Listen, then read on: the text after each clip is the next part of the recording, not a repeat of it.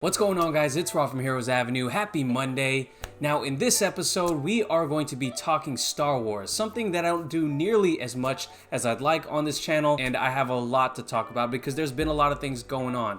So in today's video, we're going to be talking about three main things. We're going to be talking about Jedi Fallen Order, the Star Wars video game that is canon, and I just completed it yesterday. Have a lot to say about it. We're going to be talking about the Mandalorian and the first 3 episodes and my impressions on those, and then we're going to be talking about what J.J. Abrams had to say in regards to episode 9, and along with the TV spots that just dropped for episode 9 too. So let me start with Jedi Fallen Order. This game is the Star Wars game that a lot of us were hoping for a long time. Now, if you are a gamer and you've watched videos on this before, I'm sure you've heard other gamers review channels talk about this already, but Star Wars Battlefront, the first 2 games, why I enjoy them and I can play them for days. I can still play them for days. The first Battlefront, it was a missed opportunity because EA Sports obviously did not include a story mode in that game, and the story mode that they included in Battlefront 2 was really quick and short. It was entertaining, but it was nothing challenging at all. It was nothing. It was not a game changer at all. And then obviously they did the whole situation where you had to buy pretty much the rest of the game because you had to level up through crates and things like that, and it was just a mess. So when this video game came out, I didn't purchase it right away, so this is kind of late, but I did end up caving in. I bought it, got the game, and 2 days later I completed the game. And part of it is the fact that it's so addicting, and the other part of it is that I've been on paternity leave taking care of my baby boy, and I've been at home, and in between changing diapers and feeding him, I was just playing this game that had me so enticed the whole time. And the gameplay, a lot of people talk about, is a lot like Dark Souls. I guess I have not played Dark Souls, but it apparently is that type of gameplay, but I very much enjoyed the gameplay. The great thing is you got to experience being a Jedi after Order 66, and what it felt like for this Jedi, Cal Kestis, how life was for him after Order 66, and the fact that he did not yet complete his training, and how he had to deal with it and relearn some of the Force abilities that he learned from the past. And along the way, you're going to meet some great characters. You're going to meet this character, Seer, who has an incredible backstory, and the more you play the game, the more that backstory gets unlocked, as well as more Force abilities. And the way those Force abilities get unlocked is really very clever. And really, if you're a Star Wars fan, this is something that's going to really immerse you in the universe, because this taking place between episode 3 and episode 4, this is going to tie in a lot of Star Wars lore. And that includes lore for all you hardcore Star Wars fans. Now, there's Star Wars fans and then there's hardcore Star Wars fans. I like to think I'm somewhere in the middle, more towards the hardcore Star Wars fans. So if you are a fan of Clone Wars, if you're a fan of Star Wars Rebels, there's going to be some tie-ins to those, and those are obviously animated shows. But if you were a fan of the movies and those Clone Wars TV shows and Rebels, you're going to see some connections that's going to maybe reverberate throughout the future of the Star Wars franchise, given how this game ended. So I will say this, creating your own lightsaber and being able to customize things and going on to new planets like Kashyyyk, for example, that we've never really got to explore in any video games, really, like we have here, and just being able to interact with new types of characters, making it feel like you're actually a part of this crew, was amazing. And I gotta say, the way this game ended, absolutely jaw-dropping. There are jaw-dropping moments in this game, especially when you get characters cameo or alluded to. It's really something, and I really can't understate that enough, especially the ending. And I'm not going to give it away. If you guys have played the game, please don't give away the ending and who shows up at the end. It's pretty jaw-dropping. And so yeah, I'm going to say this. I know this is not a gaming channel, but I wanted to give you guys my 2 cents on this game since we are talking Star Wars today. Jedi Fallen Order, if you are a Star Wars fan, absolutely must-have game just for the story alone. So yeah, let me know what you guys thought about Jedi Fallen Order if you've already played it. If not, get on it if you are a Star Wars fan. So now let's move on to the next topic for today, The Mandalorian. I haven't done any videos on The Mandalorian yet. So I obviously have Disney Plus, mainly for a lot of the Star Wars content that's coming out. Obviously the Marvel shows are on there as well, and a lot of other Disney shows that are very nostalgic and things like that. But mainly I'm getting it for the Star Wars content that's going to be released on Disney Plus, as well as I'm going to watch the Marvel shows too, probably. But The Mandalorian, the first 3 episodes are out, and given how I did not talk about this at all, I wanted to give you my impressions on the 3 episodes as a whole. And it's probably better this way because the episodes are really short. They're about 30 minutes, 35 minutes long each. And I was kind of disappointed in that when I first started watching it. But being able to talk about them as a whole right now it just works because we have a lot to talk about. So first off, the Mandalorian himself, great character. What I really love about the character himself, Mando, is that, one, we don't know a lot about him yet. It's slowly unraveling throughout the first 3 episodes and probably throughout the rest of this season. But he hasn't taken off his helmet yet. And some of the biggest pet peeves I have of superhero movies is that, for example, I'll take Avengers Endgame. In the big battle scenes, when all the characters are interacting with each other, each time, they're in a huge battle scene, mind you, each time they interact with each other, their helmet has to magically disappear and come off. And I'm not a big fan of how like the nanotechnology can just flip their helmet off and just show their face. But obviously they have to do that to show the star power of the person. It's probably written in their contracts that you have to see my face so that the audience can know it's me. So what I liked about this is we still haven't gotten the face of this Mandalorian. And by the way, spoilers ahead a little bit if you haven't seen Mandalorian yet and don't want to be spoiled. I should have said that at first, but yes. What I liked about this is that, a lot about the character himself, is that he's not a perfect character. He's a character that operates in the gray area, and as most evidence from the first episode. You had that first scene, which is really intriguing. It makes you feel like you're in a Western movie in a Star Wars universe, right? You had one of the bounty hunters running away from him, and he pulls him in and makes him get chopped in half by the door. And that just tells you that this guy, hey, he didn't even have to kill him. The guy was running away from him, but he chose to do so anyways. And obviously he goes on to collect the bounty. I thought this was great. It was really great world building for Star Wars, and I love how it gave us a Western take on this type of character, and it really fits very well. I'm going into episode 2. I love how we got to see the Jawas once again, get to see a little bit how they operate in their way of life a little bit more. Of course, we haven't seen them really since A New Hope. Maybe Return of the Jedi too a little bit, but mostly A New Hope, I think. Getting to see them and how they bargain and trade with the Mandalorian was very interesting. And of course, the biggest reveal, Baby Yoda's powers. For me, I kind of had a feeling that we were going to get a sense of that after he was revealed in episode 1, but to see it happen, it was really cool.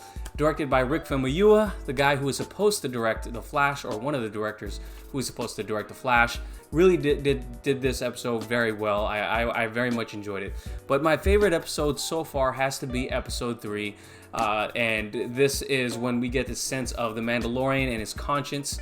He gets to get all the Beskar and create his new armor, which is very shiny, distracting, and not conspicuous at all. So he gets this new armor and he gets to put it to test because he decides to grow a conscience. He goes to save Baby Yoda. And again, I'm skipping through a lot of details. There's a lot of details in these episodes to talk about. So I'm thinking that this Baby Yoda is going to be a clone, given how the patch on the doctor's jacket had a Camino sign patch, the people who cloned and made the clones from the Clone Wars. I'm thinking this Baby Yoda is a clone, and we're going to get to see the story unravel, obviously, in the next episodes. And I was just really excited that we got to see the Mandalorian come in here, grow as he grew conscience, take on these stormtroopers. Obviously, this is alluding to the first episode when he said he likes the odds against these stormtroopers, against 4 of them, 4 against 1. And it was cool to see the Mandalorian really pull out all the stops in order to save Baby Yoda. And the scene at the end where he gets kind of trapped by all the bounty hunters all surrounding him, and how he got away with the rest of his Mandalorian people coming to save him was really, really awesome. I absolutely loved it. I love Carl Weathers' character, and I'm excited for what's going to happen in the future with him. I'm glad he survived and he didn't die at the end of the episode. But yeah, that's just my quick 2 cents on The Mandalorian. There's a lot to get into. Now, if you guys don't know much about the Mandalorians themselves as a people, that's a huge topic. I highly suggest you guys look it up via YouTube, or just watch the Clone Wars TV show if you really want to get immersed in that universe. It explains itself throughout like season 2 and 3, I think. I cannot remember on the top of my head, but if you want to really get the details on that, you'll get some more details in the Clone Wars, or you can just watch a YouTube video that someone posted about it. But the Mandalorians do have a rich history of being warriors, and warriors that even opposed the Jedi. So really interesting if you want to get a little bit immersed more into this Mandalorian universe. So that's what I thought. If you guys have seen The Mandalorian, let me know what you guys thought about it down in the comments below. All right, let's move on to episode 9 talk. Now, I know Star Wars as of late has been incredibly divisive for fans, and it's even hard for me to talk about sometimes because for me, I'm a really positive guy. While I do have things that I nitpick about Star Wars, it's never to the point where I can't get enjoyment out of it.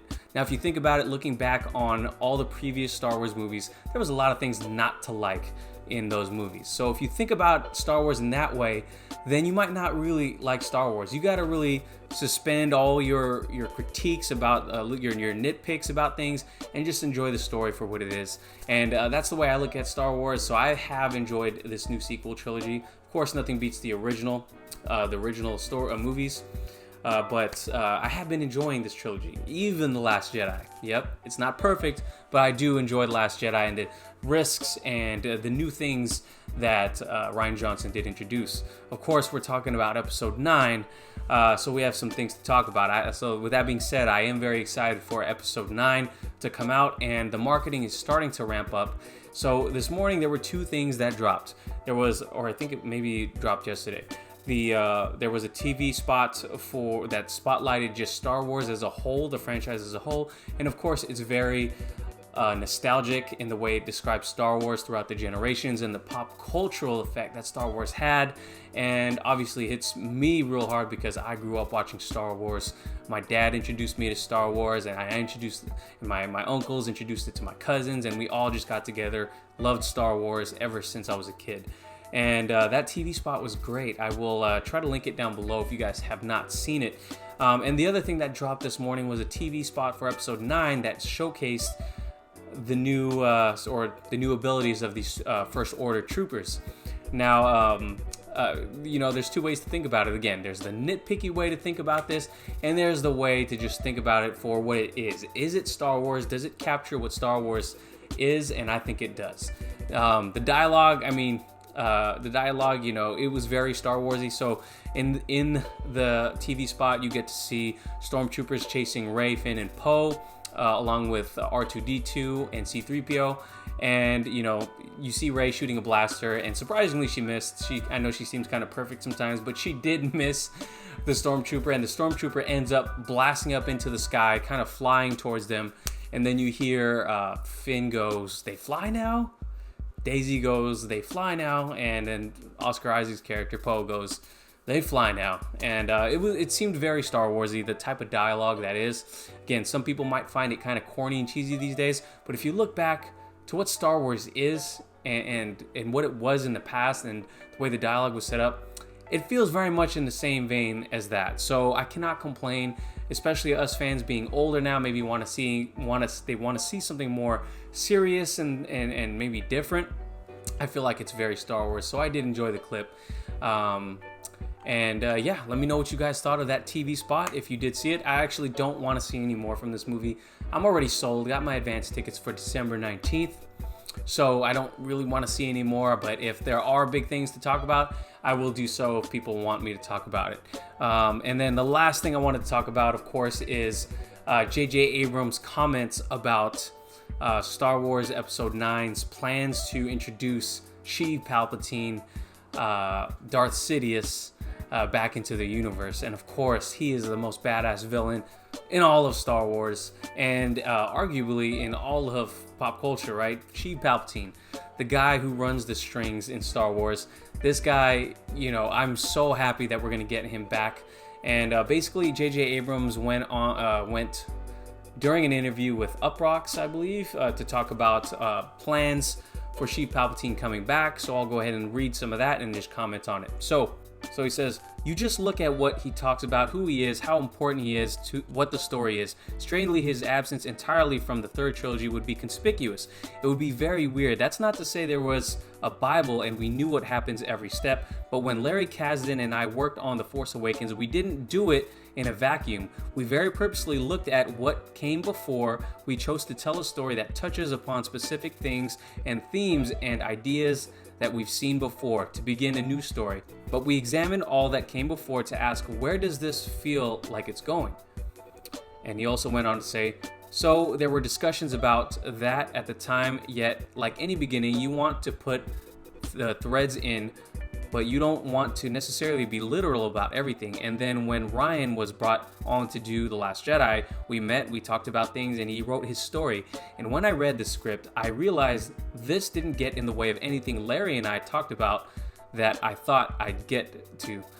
There were some very specific things we did get to do in this movie that were laughing and going, oh my God, we're finally going to do that thing we talked about 5 years ago.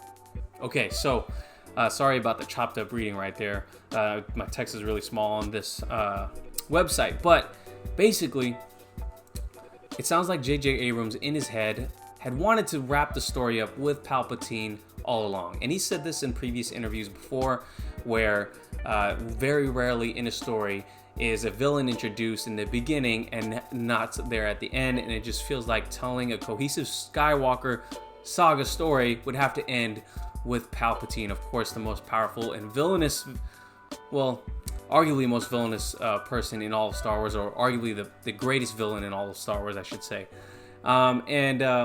Then he goes on to talk about how this was kind of his plan all along, although there are some holes to poke in that. The fact that he was never scheduled to do Star Wars Episode 9. He hopped on at the end after the backlash from The Last Jedi.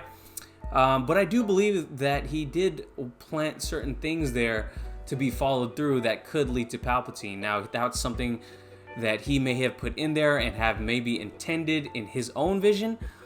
And the fact that Colin Trevorrow, director of Jurassic World, he was supposed to do Episode 9 in the beginning before he got pulled off. And in his version of the script, I don't believe Palpatine was in there. So again, in this trilogy, it was not necessarily all planned out, but that's not to say J.J. Abrams didn't have somewhere that he was intending to go from Episode 7. So he's not necessarily lying here, while, you know, Lucasfilm or Disney didn't have everything planned out, maybe like they should have. I do believe J.J. Abrams did have a thread in his head and a direction of where he thought the story could go. So I don't think he's lying, and I'm excited, nevertheless, that he's bringing back Palpatine, because how epic would it be to see him duel with Rey, Kylo? Man, I think the most hyped part of the sequel trilogy was to see Sheev Palpatine reveal himself to the Jedi for the first time and take on four Grandmasters or four Jedi Masters and one Mace Windu and defeat him. That was probably, you know, the highlight of the prequels to me, and I'm excited for the prospect of them dueling with him once again. Yeah, let me know what you guys thought about this. Are you guys excited for Episode 9? Again, there are a ton of spoilers out there. I'm not getting into any Episode 9 spoilers. I chose not to read any of that stuff, and if you guys post it, please don't post it. But if you guys do, I'm gonna have to delete those comments, because some of you guys have spoiled stuff for us. Not necessarily you guys, all you guys, but there's some people who've posted in our comments that have spoiled the endings to the movies. For example, Avengers Endgame was spoiled for me. Tony's death scene was spoiled for me through one of the comments on this channel. So if you guys post those things, I'm gonna have to delete them. But let me know what you guys thought about all these stories. Thank you guys for watching. If you did enjoy the video, please give it a like. Please subscribe if you haven't already. And I'll catch you guys next time. Peace.